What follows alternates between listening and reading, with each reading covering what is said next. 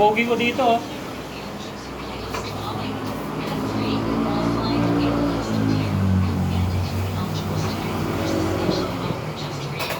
Good morning. Magandang araw sa inyo lahat. Umalis na siya, no, Kuya Ray? Ha?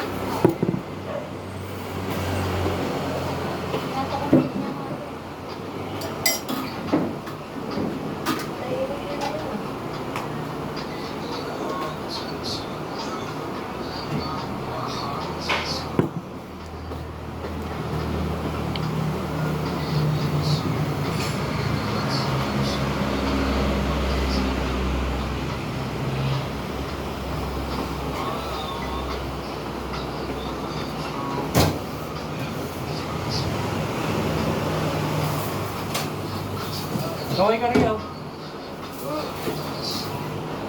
Oo nga. Ayan mo. Yung nangyaring gulo sa Sogo Hotel sa Manila ay ito pala yung naging dahilan. Pero bago yan, cook muna tayo. May pumasok palang isang lalaki na namaril. Ngayon, nakita ng mga realista yon. Kinuyog nila ngayon yung Sogo Hotel ng Manila. Ang problema doon, sinira nila lahat ng gamit. At ito pa. Literal na sinira, winasak. Kung makikita nyo sa video. At ang matindi pa dito, yung vault ng Sogo Hotel ay kinuha ng binatilyo o minor. Pero ngayon, nahuli na siya, pinahanap na siya ni Isko Moreno.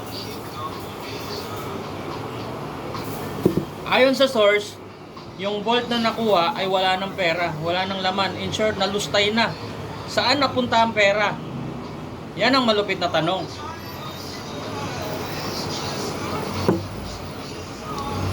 Ngayon, inamin ng binatilyo na hindi pala siya kasama Inamin ng binatilyo na hindi pala siya kasama sa rally.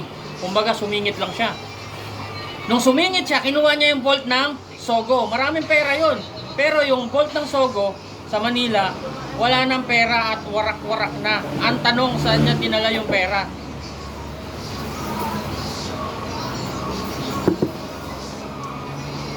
Kaya hindi totoo ang balita na kaya pinasok yung Sogo dahil may nanggulo doon na realista. Ang nangyari talaga doon, may namaril na tao. Tapos nung namaril yung tao, pumasok sa loob ng Sogo. Siyempre nakita ng mga realista yon.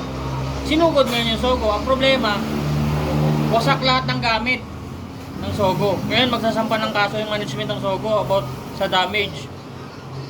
Kaya pinapahanap na ni Isko Moreno yung Pasimono. Isa daw rapper. Hala, rapper, kilala ko yun.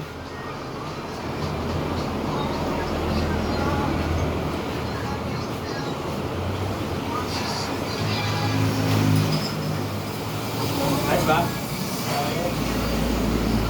Kaya ang tabayanan nyo ang mga susunod pang upload. Ang tabayanan nyo susunod na upload dahil magre-research pa ako about sa nangyari. Pero ngayon, okay naman yung Sogo, medyo nakaka-recover na at pwede nang mag-check-in uli. Oh my God! Check-in? Ang inyong likod, Berm Tolpo. Yeah. Ang paso pa.